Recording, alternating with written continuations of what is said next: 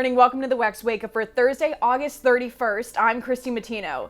This morning, we're tracking the latest on Idalia, which downgraded from a Category 3 hurricane to a tropical depression Wednesday evening as it traveled over Georgia.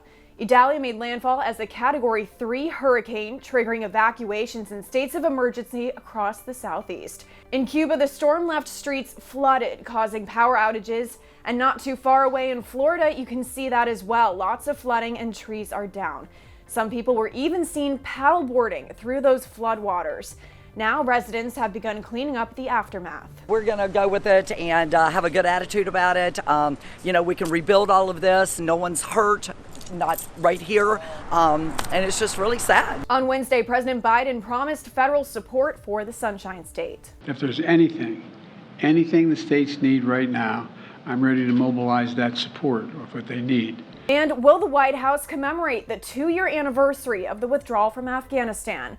Our Hasten Willis pressed the White House for that answer. Here was their response. We've reached the 2-year anniversary of the withdrawal from Afghanistan, but when asked about it, the White House pointed back to a statement that it released last weekend. The Afghanistan withdrawal ended 2 years ago this week.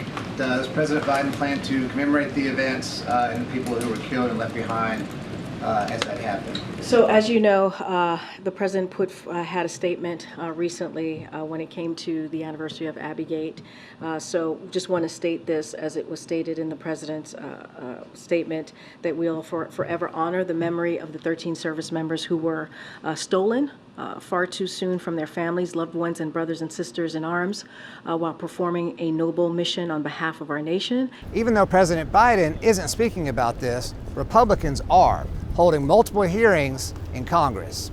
At the White House, I'm Hasten Willis for the Washington Examiner. And members of Congress are now calling for term limits after Senate Minority Leader Mitch McConnell froze again for the second time this summer while taking questions from reporters. What are my thoughts about what? Running for re-election in 2026.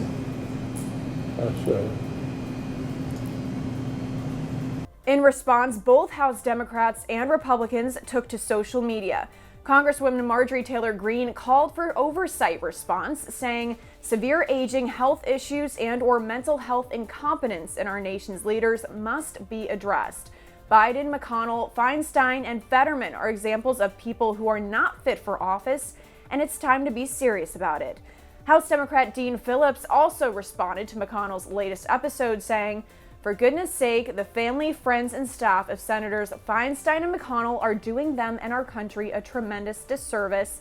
It's time for term limits for Congress and the Supreme Court and some basic human decency." Although Congress has not voted on term limits since 1995, this issue has taken on new significance after House Speaker Kevin McCarthy made an agreement to hold a related vote in exchange for support during his speakership election. Thanks for joining us on the WEX Wakeup. Be sure to follow us online and on social media so you stay in the know of all those headlines trending in politics.